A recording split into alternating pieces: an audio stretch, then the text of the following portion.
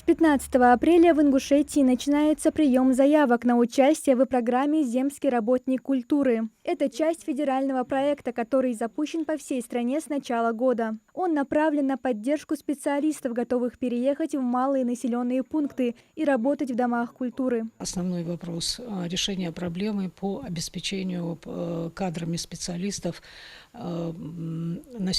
малых населенных пунктов нашей республики с численностью до 50 тысяч человек. То есть это сельские районы, преимущественно муниципальные дома культуры, муниципальные учреждения сельских и городских районов. Специалист вправе распоряжаться выплатой по своему усмотрению. Отчитываться о расходах не требуется, однако есть важные условия, при нарушении которых деньги придется вернуть государству. От специалиста требуется отработать 5 лет в данном населенном пункте.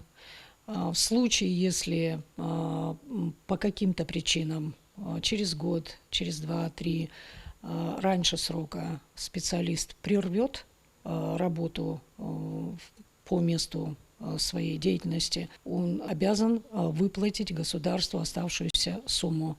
Заявки будут приниматься Министерством культуры Республики до 15 июля. Комиссия выберет победителей конкурса до 30 июля, а договоры с учреждениями должны быть подписаны не позднее 1 сентября. Выплаты поступят работникам до 1 ноября текущего года. Мария Амбата, Молдгирия Хильгов, Магаз 24.